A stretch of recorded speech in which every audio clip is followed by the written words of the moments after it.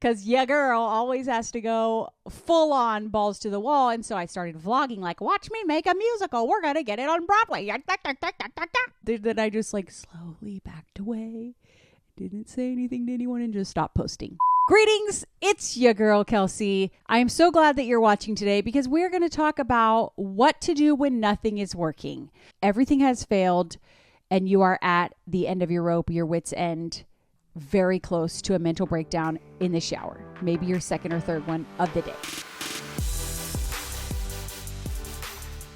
Part of all that is talking about why I failed, going from every creative idea I had severely crashed and burned and rebuilt from the ashes like a phoenix with better hair, more wrinkles.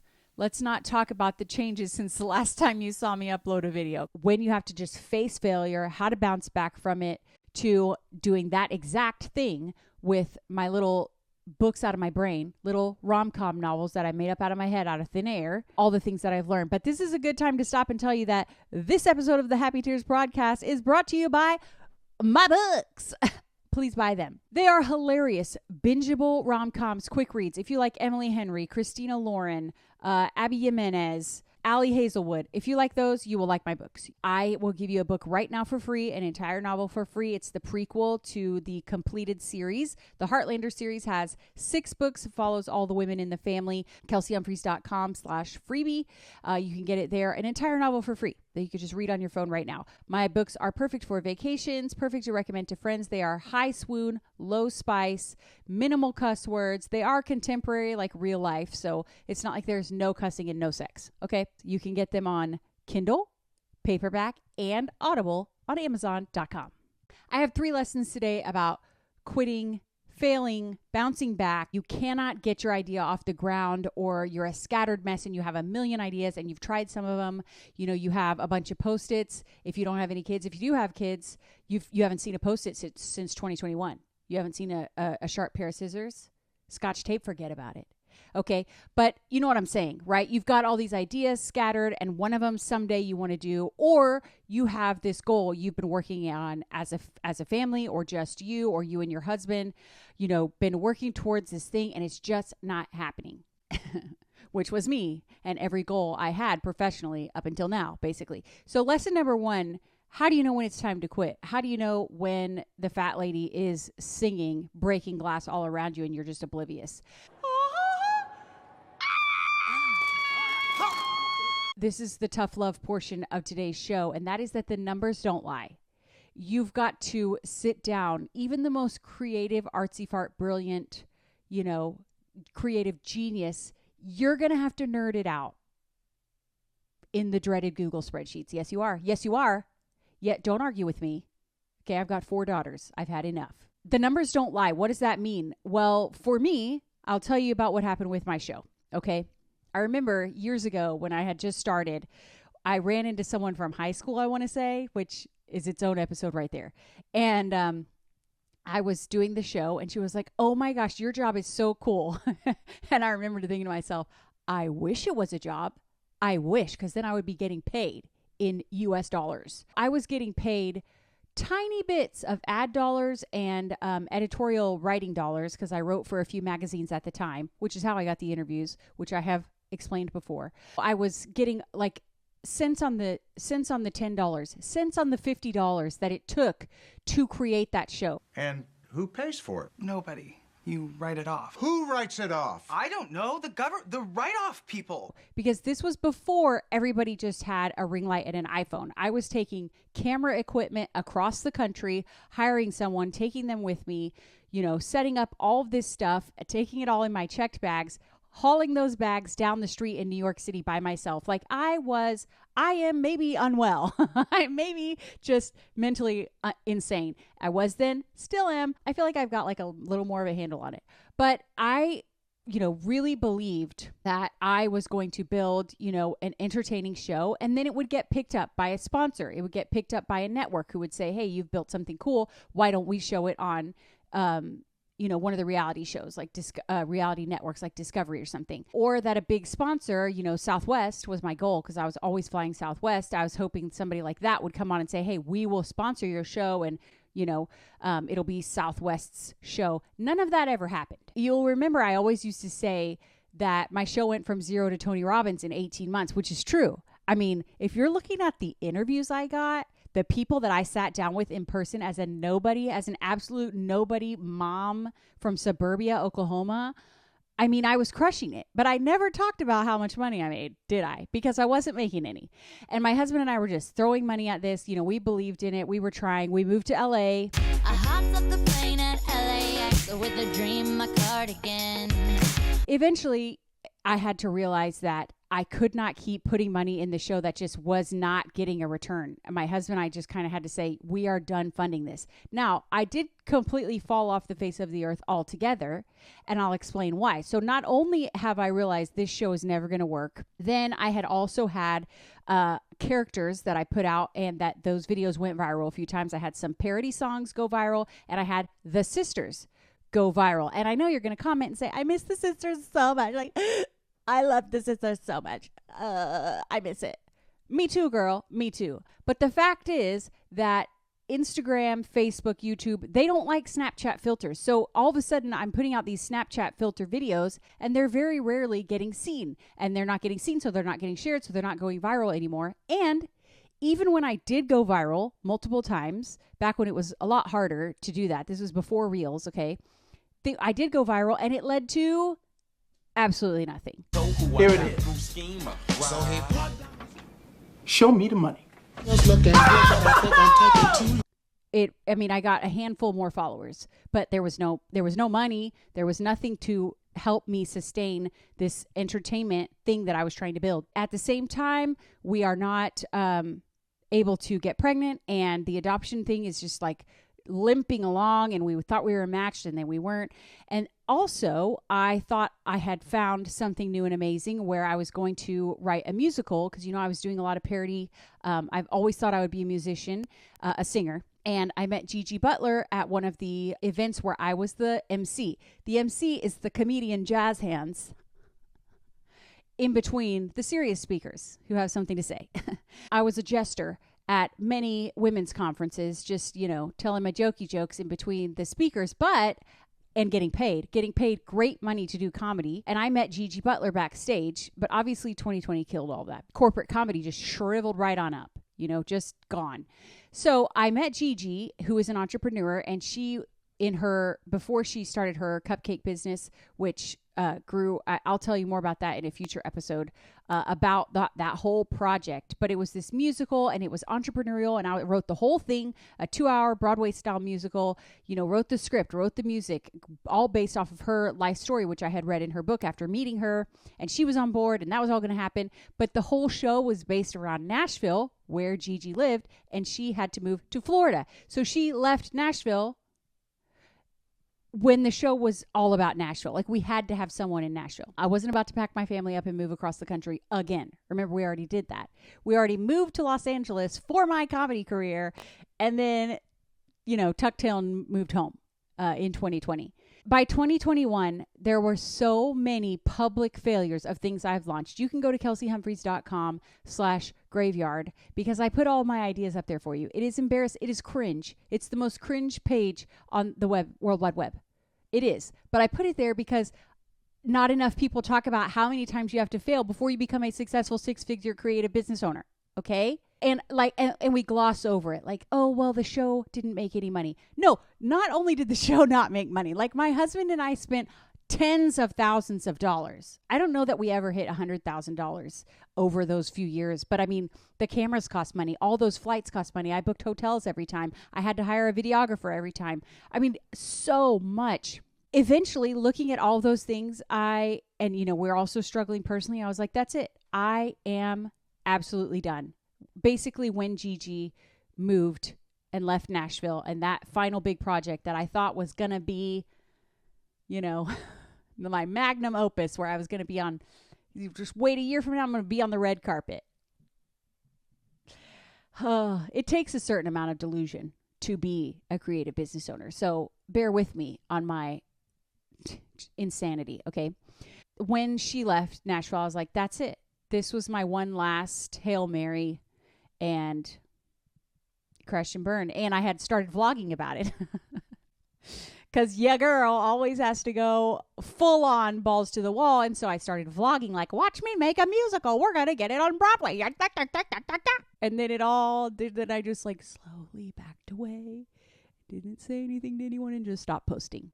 Lesson number 1, you have to decide, okay, how many hours are too many? How much money is too much money? How much heartache if you're like going and going and going on the same thing? You know, how many months are too many? And all the goals are different. So I can't say exactly like I was, where it was like we were looking at a spreadsheet of actual dollars and it was like, I cannot keep doing this talk show anymore. But for you, maybe you've been doing this 11 months. Put a numerical like deadline for yourself, a max, we will not cross this line, and see if you've already passed it. You're going to have to crunch some numbers and really look like, hey, how many months have we actually been trying this and it's not working? How many times have I ended up crying over this? Like, how many more times am I going to let myself, weep about this idea or this plan? You have to pick a number, you have to look at it, and you have to be really brutally honest with yourself. Okay. Lesson 2. This is good. Are you ready to like write your note or tweet or make send a meme to your friend? If the dream is dead, probably so are you. Listen, if you had your heart set on something and it fails, there is going to be some serious grief, okay? You are dead inside. If your dream is dead, so are you. I'm telling you, that is a great one-liner. Tweet that out. Put it on, what's the other one? Threads. X? I don't know. No one's on X anymore. Put it on Threads, okay? If the dream is dead, so are you. You've got to recharge. You have got to take care of yourself. You've got to do some wallowing. And old Kelsey, pre-heartache and just getting my priorities straight and going through everything with the kids and the family. Like this Kelsey sitting here today, she's seen some things. Okay. Old Kelsey would be like, you can wallow for a day. Then you get back at it, sister. She was an idiot. But today I'm telling you, you wallow as long as you need to. Okay. I, finally just like succumbed to the Great Depression. And I was just like, this is it. I'm done. It's over. And then got sick, which is, that always happens because you finally just relax and release it all. And then your body is like, okay, cool. Can we recover now? I have no immune system, no energy, no power. So then I got really sick and I was in bed for like 9 days and all I did was read fiction. I didn't read one self-help book. I wasn't looking at Gary V's Instagram. I wasn't trying to get pumped. Nothing. I was just escapism, creativity, grandeur, fairies. I read ACOTAR. I will always say ACOTAR changed my life because I binged read through all those books and really started reading. And after, weeks of not posting, not talking to anyone about anything creative, any ideas, just thinking like, I'm done, I'm retired. Retired means there was a career you're retiring from, but the phrase retired. Then I suddenly had the idea for a novel. And I only told my husband. I didn't go balls to the wall. I didn't get all jazzed about it. I told my husband, I was like, I have an idea and I'm just going to try it. And what's great about failure is that you have nothing to lose. I was like, who cares if I try and write this book and it doesn't go anywhere? I'm already at the bottom of the barrel. Like I am already as low as you can go.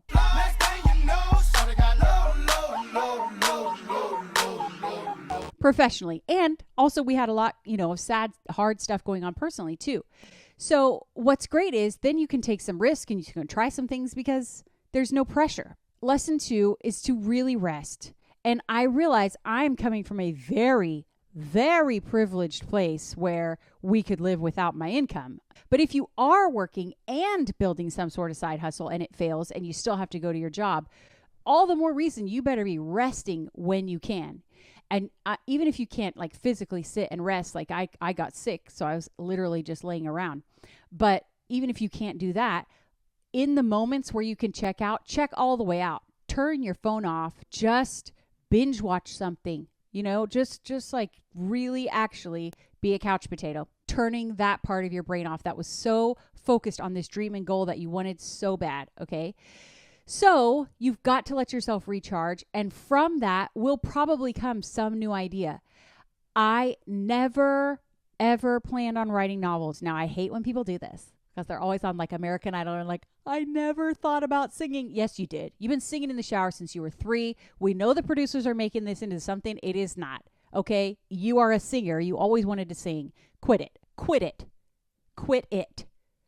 I hate it when people do that. But honestly, now I did love writing in high school. You know, I loved writing in college. I always have been a writer in short form, but I never thought I'm going to sit and write novels. I never thought I had the attention span to sit and write full-length novels. I also want to say shout out to Jesus, because this is one of those things that he knew, the Lord knew we were going to get 5 new children in under a year. And you know, I knew that I wasn't going to be able to tour for a while because I needed to incubate if we were going to adopt. But he knew not only that, but like my brain was going to be absolute mush. I was not going to be able to be putting out video after video after video. And so I had written these books, and I finally, you know, I'll go more into the actual process of why my book succeeded when everything didn't. But the point is, I had these books that were already written that I could publish, and I had a way to get my creativity out and my artistry out that didn't require traveling. Because my goal before everything crashed and burned, the goal I was working on was to open for one of my favorite comedians. Well, they're on the road like 50 weeks a year. I can't incubate if I'm gone. That was another thing. It was like, I can't do that. That's off the table too. You know, everything is totally off the table. But you know what's not off the table is sitting and writing really funny, emotional, just swoony, just like a hug in a book. And that makes you snort laugh.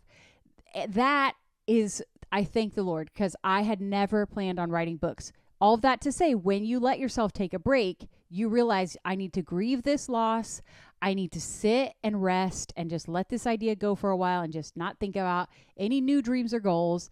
Then you may get the big idea that ends up being the successful one. Okay, lesson number 3 about quitting, failing, bouncing back. The most important lesson is number 3, when I explain why my books actually succeeded when nothing else did. But first, I want to do a quick segment called If Rom-Coms Got Real. Because I, as a rom-com author, need to come clean that in every single book, men are out in these streets with thick, run your hands through it hair. It's always thick, dark hair with a little bit of a curl so that a piece comes over the forehead. It is styled. It's blowing in the wind. She wants to grab onto his hair in these books. And in real life, let me tell you, men are balding. We go to a mega church, and I'm looking around on Sundays, and I am seeing a lot of cue balls, okay? That is not real. And I just think it's funny because the more I read, I only read romance right now. I need the formulaic happy ending at the end. And I mean, it is just every single one. The man has got so much hair. Let me tell you, out in the real world, if a man has a lot of hair, he doesn't know how to style it. It does not look like, you know, Smith from Sex and the City. It's not McDreamy. Absolutely not. It is, you know, he's doing his best. He's doing his best on his hair. Now, every so often you see, like a few pews over, there'll be somebody who is jacked with a man bun. And like he's working it. The man bun is working for him. The only long, flowy hair I'm seeing is on the tween boys. The little llama boys with their llama comb overs. Okay. These are the facts. Tell me if I'm wrong. Leave a comment. If rom-coms got real, everyone would be Dwayne "The Rock" Johnson without the muscles. They'd be Stanley Tucci. Okay. Okay, one more segment before I get into lesson number 3, the most important, and that is loving lately. I wanted to put some of the things that I am loving. Let me tell you, as a hustling wife, author, comedian, mom of 6, I'm currently loving Parks and Recreation. That's what we're binging. But I want to tell you, for the first time in our almost 18 years of marriage, because we got married so young, because I'm still so young, but somehow I've been married 18 years. We've never had a TV in our room, guys. Never had a TV in our room. And finally, we're like, we need, again, these children are just like everywhere. And so, except for on Sundays when they're at their grandma's, which is why I'm here recording. We decided it's time to finally get a TV in our room, and we got a Samsung frame TV. I don't have a discount code for you or anything. It's not sponsored by Samsung. It's just a great TV, and we love it. It's one of the ones that looks nice when you turn it off. I do have links in the show description to the things I'm loving lately, but we've never been, TV in the master bedroom type people. And now I will die without it. I love it. And I love the frame part that it looks like art when it's off. Another thing I'm loving lately that I will leave you the link for is everything in our house. I have to be organized. Am I naturally organized? No. But we will be overrun. There will be mutiny. So the way I keep things organized is every single thing in our house is color coded. Each child has a color. This is how we live. One of the things that gets us through the summer is everybody has a hooded zip towel. One for the summer. This is your towel. I don't have piles of towels. Just big things of damp towels smelling mildewy. Ugh. It's one of my things. It's one of my icks. I can't stand damp towel smell. So everybody gets one. They each have their color. It's a zip. They put it on before we go to the pool or before we go to wherever we're going, splash pad or whatever. And it's their responsibility to hold on to it. It's their responsibility to come home. Everybody changes out of everything and immediately puts their bathing suit and their one towel in the dryer. I'm telling you, this is the way. I definitely want to talk about books each week, but I want to know what you guys want to know, okay? Now, during the year of the Great Depression, I read 248 books in 1 year. I haven't kept up that pace, but I do read a ton. But we could also talk about writing. We could talk about my book specifically. Do you want to know my favorite authors? Do you want to know the best book I read in the last month or the last year? Which authors I buy the most? Do you want to know about my writing process or more about the in-depth, quirky stories from my books, like Inspired by My Husband or Our Real Life? I want to know what you want to know. So comment, what do you want to know about books, reading, and writing?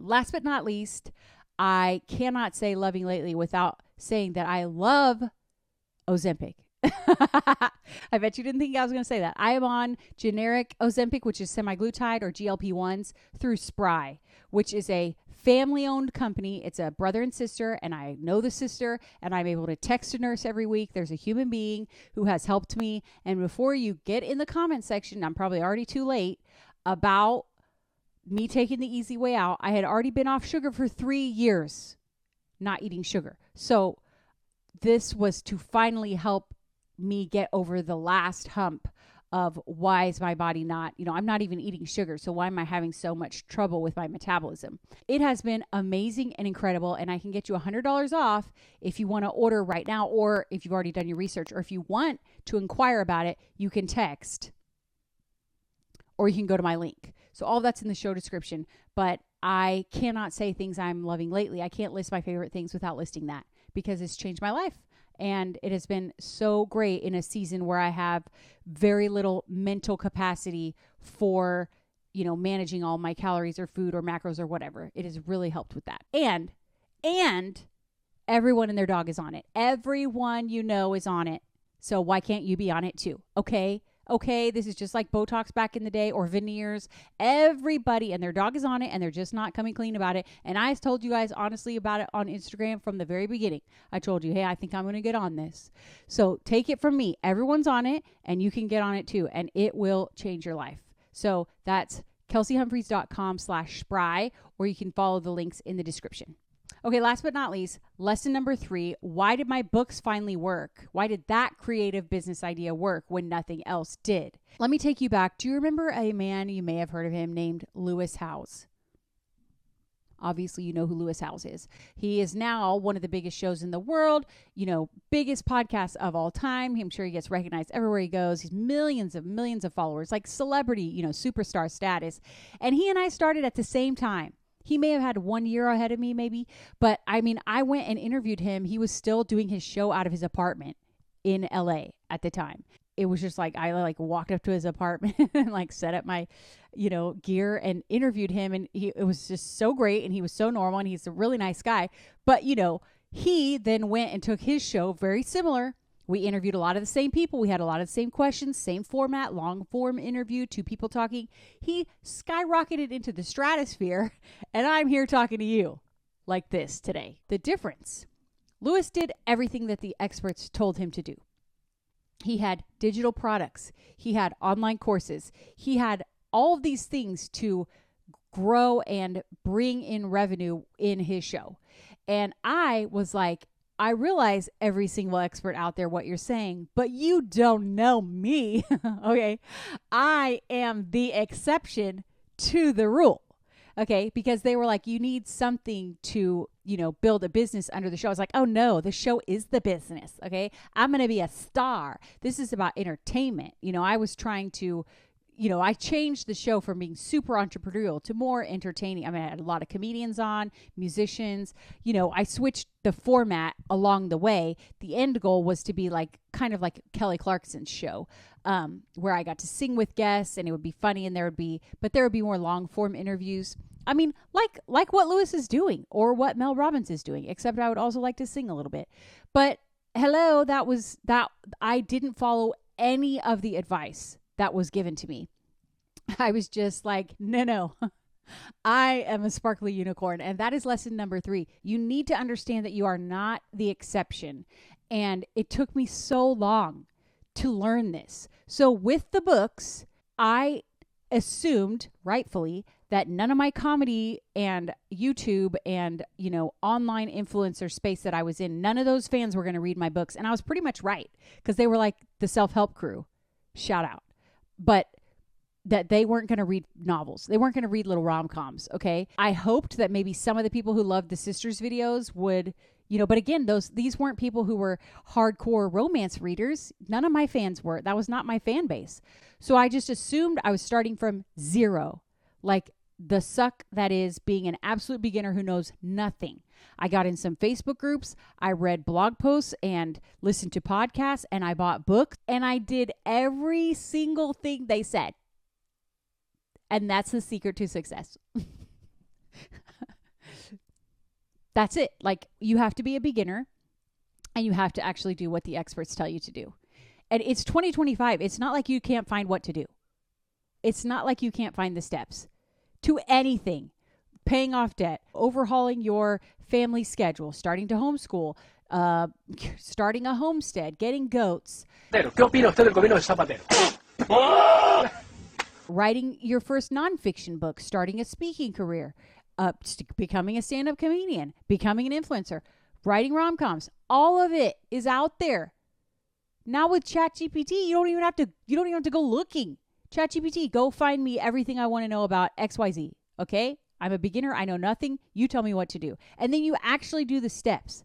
That's what I did. I got a free book. I'm gathering email addresses. And let me tell you, I always was like, I know I need to get people's email addresses. Well, I lost my Facebook account, which was my biggest platform. And so that was like 60,000 people. I wish I had their emails. So now if you want to join the party of any of my online stuff that I want to give you for free, you got to give me your email address. That is the cost of entry. So I've got a growing email list. I email those people every time a book comes out. I sell more books. I made a series. At the end of each series, there's like a teaser. There's some intrigue of it's teased throughout book 1 of what you want to read in book 2.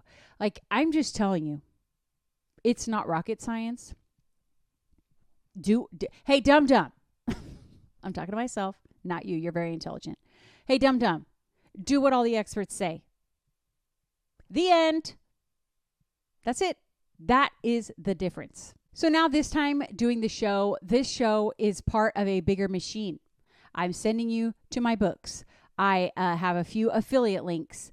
I have things around this YouTube channel that are going to support the show and help build. It's like an ecosystem. I've created an ecosystem.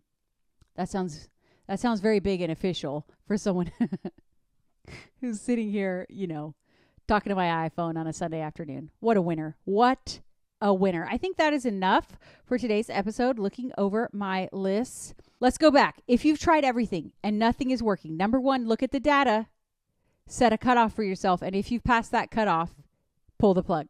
Number 2, stop trying. Okay? Let yourself rest for a minute. Detach. You're too close to it. Number 3, be a beginner. Let yourself be a beginner. Actually do what the experts say to do. You know how many people I've seen in 2025 scrap their entire social media and start a new Instagram from scratch and then really grow like crazy because they're doing exactly what they're very, like, they're doing all the steps that all the Instagram people say to do for something very specific, but still, like, they are making businesses. It's like left and right, they're popping up all over my feed. People who I used to follow with brand new accounts that are starting from zero. That, it is not a great vibe. It's giving loser when you go to a follower account of zero. Okay, that takes some balls. And that was tip number 3. I don't need to repeat myself. Okay, next episode, please come back because we are talking about something juicy. And I was surprised what my Instagram followers said about this when I polled them. But next episode is, do people change? And how? And can you change? And what does it take to change? Okay, that is it for episode 1 of the Happy Tears podcast from your girl, Kelsey Humphreys. If you're watching on YouTube, please hit the like button and subscribe to the channel.